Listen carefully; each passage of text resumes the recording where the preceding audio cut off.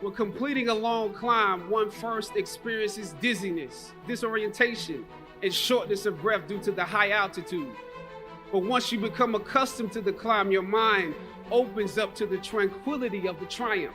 Oftentimes, the mind is flooded with realizations that were for some reason harder to come to when you were at a lower elevation.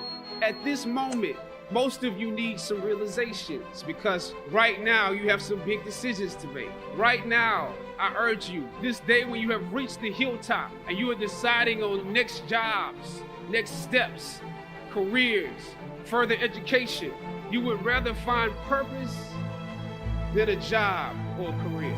Purpose crosses disciplines. Purpose is an essential element of you. It is the reason you are on the planet at this particular time in history. Your very existence is wrapped up in the things you are here to fulfill. Whatever you choose for a career path, remember the struggles along the way are only meant to shape you for your purpose. In my first New York audition for a professional play, I landed the lead role. From that play, I got my first agent. From that agent, I got an on-screen audition. It was a soap opera. I scored that role too. I felt like Mike Tyson when he first came on the scene, knocking out opponents in the first round. You very often get the script the night before and you shoot the whole episode in one day with little to no time to prepare. Once I saw the role I was playing, I found myself conflicted. A young man in his formative years with a violent streak pulled into the allure of gang involvement. Never judge the characters you play. That's what we were always taught. That's the first rule of acting. And any role played honestly can be empowering. But I was conflicted because this role seemed to be wrapped up in assumptions about us as Black folk. The writing failed to search for specificity. There was barely a glimpse of positivity or talent in the character, barely a glimpse of hope. I would have to make something out of nothing. I was conflicted. It was just my luck that after filming the first 2 episodes, execs of the show called me into their offices and told me how happy they were with my performance. They wanted me to be around for a long time. They said, if there was anything that I needed, just let them know. That was my opening. I decided to ask them some simple questions about the background of my character, questions that I felt were pertinent to the plot. Question number 1. Where's my father? Well, he left when you were younger. Of course. Okay. Question number 2. In this script, it alluded to my mother not being equipped to operate as a good parent. So why exactly would my little brother and I have to go into foster care? Matter of factly, he answered, well, of course, she's on heroin. That could be real, I guess.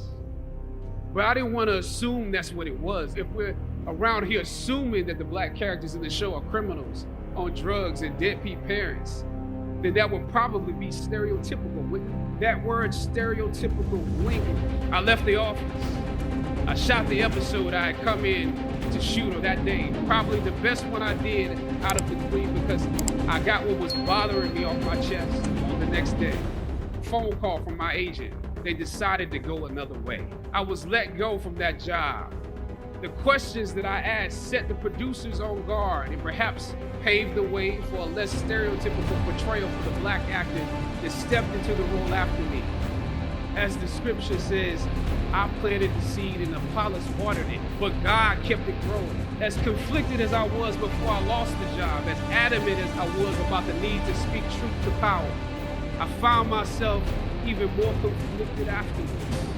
My agents at the time told me it might be a while before I got a job acting on screen again. We're hesitant about sending you out to some people right now because there is a stigma that you're difficult.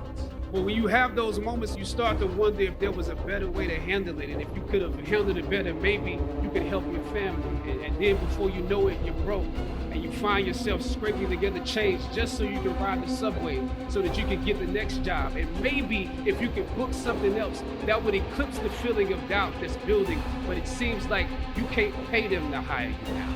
Well, that was fine because I never wanted to act in the first place, and I definitely didn't want to be caught dead going after a fake Hollywood pipe dream.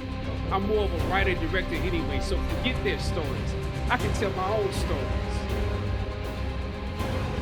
Sometimes you need to get knocked down before you can really figure out what your fight is and how you need to fight it.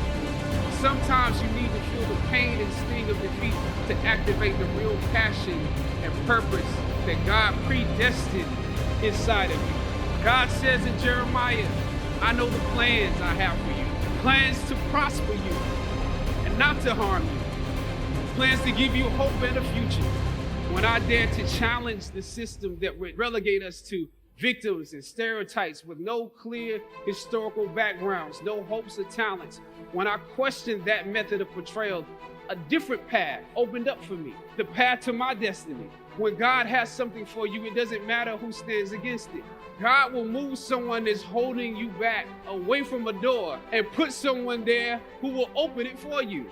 I don't know what your future is, but if you are willing to take the harder way, the more complicated one, the one with more failures at first than successes, the one that has ultimately proven to have more meaning, more victory, more glory, then you will not regret it. This is your time.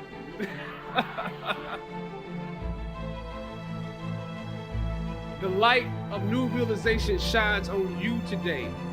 Press on with pride and press on with purpose. Invest in the importance of this moment. So savor the taste of your triumphs. Don't just swallow the moment whole without digesting what has actually happened here. In your breath, in your eyes, in your consciousness. Look down over what you conquered and appreciate what God has brought you through.